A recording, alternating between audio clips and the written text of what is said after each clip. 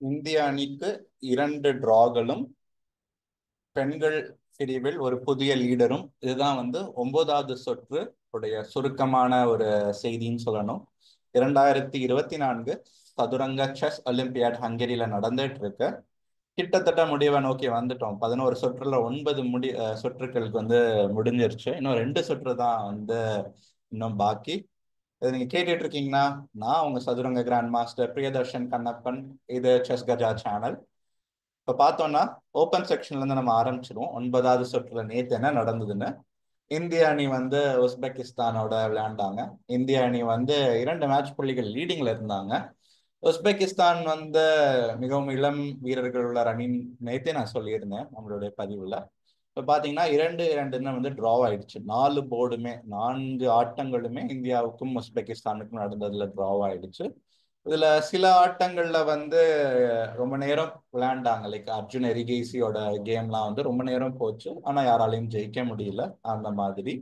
So இப்போ India ஒரு match புள்ளி இந்த ட்ரானால இழந்திருக்காங்க. ஸோ 18 மேக்சிமம் வாங்க முடியும்னா இந்தியா இப்போ 17ல இருக்கு. 17 போதுமானது. ஏன்னா அதற்கு அடுத்து நம்மளுடைய இதுல ரேங்கிங்ஸ்ல பார்த்தோம்னா United States of America, Uzbekistan, China இந்த 3 அணிகள் இருக்கு. ஆனா அந்த 3 அணியுமே 15 மேட்ச் புள்ளிகளோட தான் இருக்காங்க. ஸோ இந்தியா இன்னும் ஒரு நல்ல ஒரு கம்ஃபர்டபுளான லீடு, 2 புள்ளிகள் அதிகமான மேட்ச் பாயிண்ட்ல இருக்காங்க. ஆம், இது தவிர முக்கியமான ரிசல்ட் நம்ம பார்த்தோம்னா, சைனா ஈரானை 2-1 ஜெயிச்சதும், யுஎஸ்ஏ ஹங்கேரியை 2-1 அவங்க ஜெயிச்சதும் நம்ம குறிப்பிட்டு சொல்லக்கூடிய ஒரு ரிசல்ட்ஸ் நான் சொல்லுவேன். ஏன்னா இப்ப இந்த அணிகள் தான் அந்த ரேங்கிங்ல பாத்தீங்கன்னா இந்தியாவுக்கு பின்னாடி இருக்காங்க. சைனா, யுஎஸ் இவங்கெல்லாம். ஸோ அதனாலதான் இது முக்கியமான ரிசல்ட்ஸா நம்ம இதெல்லாம் நம்ம பார்க்க வேண்டியதா இருக்கு. அது தவிர இப்ப பார்த்தோம்னா, மேக்னஸ் கால்சனோட நார்வே என்ன பண்ணிட்டு இருக்காங்க. அவங்கள மேலேயே காணுமே முதல் போர்டுகள் எல்லாம் பக்கத்துலயும் பார்த்தா, நேத்து ஸ்லோவேனியா நாட்டோட 3-1 நார்வே தோத்துருச்சு. அதுலயும் மிகவும் எதிர்பாராத விஷயம் என்னன்னா, மேக்னஸ் கால்சன் அவரே நேத்து தோத்துட்டாரு விளாடிமிர் பெடோசியட்ட.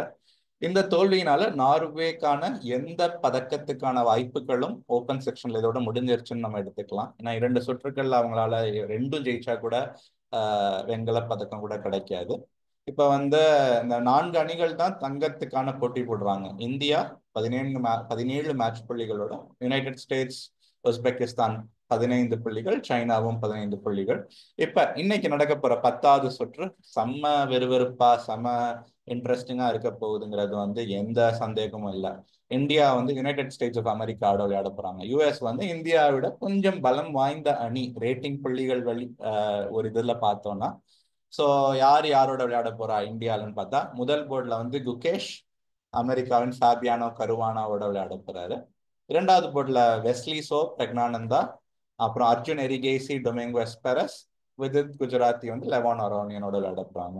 ஸோ என்னுடைய கணிப்பு எப்படி இருக்க போகுது அப்படின்னு பார்த்தீங்கன்னா, குகேஷ், கருவானா, அரோனியன், விதித் இந்த 2 போர்டில் தான் நான் ரொம்ப கூர்மையா கவனிக்க போறேன் என்ன நடக்க போகுதுங்கிறது. ஏன்னா பிரக்னானந்தா, வெஸ்லி சோ 2 பேருமே ரொம்ப ஒரு சாலிடான பிளேயிங் ஸ்டைல் உள்ள பிளேயர்கள் 2 பேருமே. அதனால டிரா ஒரு சம ரிசல்ட் வந்துருங்கிறது என்னுடைய எதிர்பார்ப்பு 2வது போர்ட்ல. அர்ஜுன் எரிகேசி, டொமிங்கோ எஸ்பெரஸ் இந்த ஹாட் அண்ட் கோல்ட் அந்த மாதிரி ஒரு பிளேயிங் ஸ்டைல் உள்ளவங்க. அர்ஜுன் ரொம்ப அக்ரெசிவா, ரொம்ப ஆக்ரோஷமா விளையாடக்கூடிய ஒரு பிளேயர். டொமிங்கோஸ் பெரஸ் ஓப்பனிங் தியரிட்டிஷியன் அப்படின்னு நாங்க சொல்லுவோம். ரொம்ப அவருடைய அந்த ஓப்பனிங் நகர்த்தல்கள் அவர் ரொம்ப ரொம்ப வெல் ப்ரிப்பேர்ட் அண்ட் ரொம்ப ஒரு சாலிடான பிளேயர். அவர் எதிரிக்கு ரொம்ப வாய்ப்புகளே தரமாட்டார். லைக் அவங்க ஜெயிக்கிறதுக்கு அந்த மாதிரி ஒரு பிளேயர். ஸோ ரொம்ப ஒரு அக்ரெசிவான அர்ஜுன் எரிகேசியும் ரொம்ப ஒரு சாலிடான டொமிங்கோஸ் பெரஸ் விளையாட போகும்போது, அண்ட் டொமிங்கோஸ் பெரஸ் கருப்பு பீசஸ் வச்சு நான் விளையாட போறாங்க போது நான் ஒரு ஒரு சேஃப்டி அப்ரோச்சை தான் எடுப்பாங்க அப்படின்னு நான் நினைக்கிறேன் 3வது போர்ட்லயுமே அமெரிக்கா.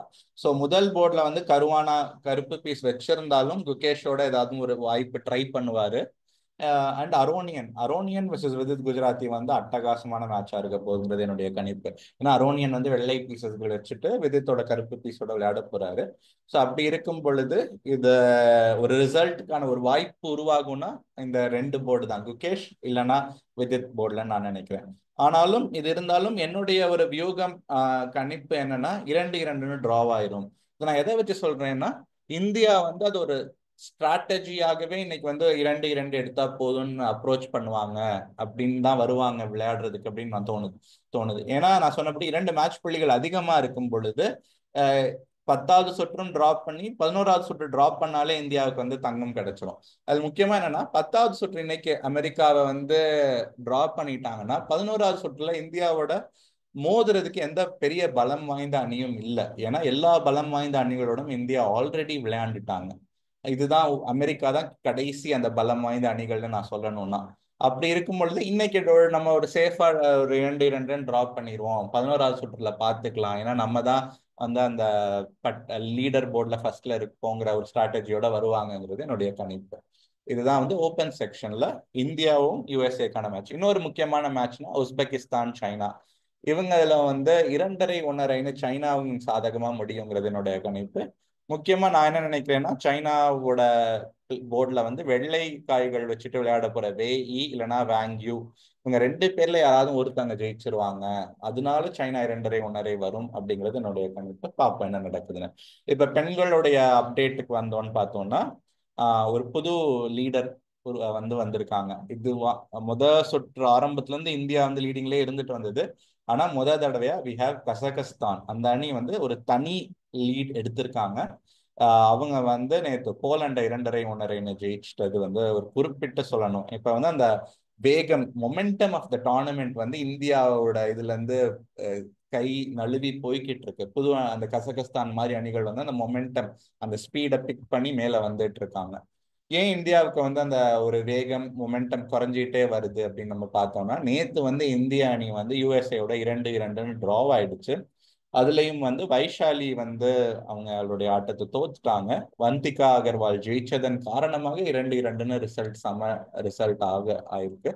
அதனால வந்து இந்தியா வந்து இப்ப 15 மேட்ச் புள்ளிகளோட இருக்காங்க. கசகஸ்தான் 16 மேட்ச் புள்ளிகளோட இந்தியாவை விட ஒரு மேட்ச் புள்ளி அதிகமா வச்சு முன்னிலை வகுத்துட்டு வர்றாங்க. சரி, இப்ப 10வது சுற்றுல என்ன நடக்க போகுது அப்படின்னு பார்த்தோம்னா ஜார்ஜியாவும் கசகஸ்தானும் மோத போறாங்க. இல்ல நான் என்ன நினைக்கிறேன்னா திருப்பி ஒரு ஒரு குழப்பம் ஏற்படும். ஜார்ஜியா வந்து கசகஸ்தானை ஜெயிச்சிருவாங்க 3-1ங்கிறது என்னுடைய கணிப்பு. ஜார்ஜியா வந்து கசகஸ்தானோட பலம் வாய்ந்த அணி. ஏன்னா அவங்க அணியில வந்து ரேட்டிங் வைஸே மிகவும் அதிகம் உள்ள வீரர்கள் நிறைய இருக்காங்க ஜார்ஜியன் அணியில. சரி, இந்தியா யாரோட விளையாட போறாங்க அப்படின்னு பார்த்தா இந்தியாவுக்கும் சைனாவுக்கும். இதுவும் வந்து ரொம்ப ரொம்ப எதிர்பார்க்கப்படுற ஒரு மேட்ச் அப்படின்னு நம்ம சொல்லலாம். ஆனா இந்திய அணிக்கு ஒரு பிரச்சனை என்னன்னா இப்ப ஹரிகாவும் ஒரு நல்ல ஃபார்ம்ல இல்லை. ஏன்னா பாத்தீங்கன்னா நிறைய தோத்துட்டாங்க இந்த டோர்னமெண்ட்ல. வைஷாலியும் கடந்த 2 சுற்றுகளா தோத்துறது வந்து கொஞ்சம் கவலை அளிக்கும் விஷயம் நான் பாக்குறேன். ஆனா வந்து வழி இல்லை, நீங்க 2 பேரையுமே இன்னைக்கு ஓய்வு கொடுக்க முடியாது. அதுவும் 10வது சுற்று மாதிரி ஒரு இடத்துல வந்து உங்களுடைய உங்களுடைய சிறந்த வீரர்கள் வந்து விளையாண்டு ஆகணும் உங்க நாட்டுக்காக பொழுது. ஆஹ் இந்திய கோச் அபிஜித் குந்தை என்ன முடிவு எடுத்திருக்காருன்னா ஹரிகாவும் விளையாடணும், வைஷாலியும் இந்த 10வது சுற்று விளையாடணும்னு.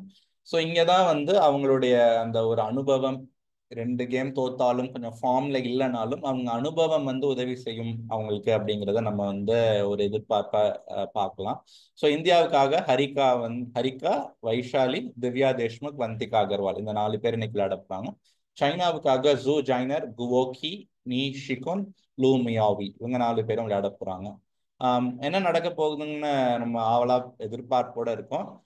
முக்கியமா நான் எந்த ஒரு போர்டை வந்து பார்ப்பேன் கியூரியஸா அப்படின்னா 4வது போர்டு இந்தியாவுக்கும் சைனாவுக்கும் நடக்கிறதுல. ஏன்னா சைனாவோட லூ மியாவி வந்து இந்தியாவோட வந்திகா அகர்வாலோட ஒரு 80 புள்ளிகள் அதிகமா ரேட்டிங் புள்ளிகள் வச்சிருக்காங்க. அது தவிர வெள்ளை காய்கள் வச்சிருக்காங்க சைனாவோட வீரர். இந்த காரணத்தினால ரொம்ப கூர்மையா இந்த போர்டை கவனிப்பேன். ஏதாவது ஒரு ரிசல்ட் நடந்ததுன்னா இந்த போர்டில் நடக்கும் அப்படிங்கிறது. அண்ட் என்னுடைய கணிப்பு என்னன்னா இந்தியா வந்து இன்னைக்கு ரொம்ப ரிஸ்க் எடுக்க மாட்டாங்க அப்படிங்கிறது தான். ஏன்னா ஒரு ஃபார்ம்ல இல்லாத 2 பிளேயர் விளையாடும் பொழுது ரிஸ்க் எடுக்கிறதுங்கிறது ரொம்ப அவ்வளவா நம்ம வந்து அட்வைசபிளா சொல்ல மாட்டாங்க யாரும்.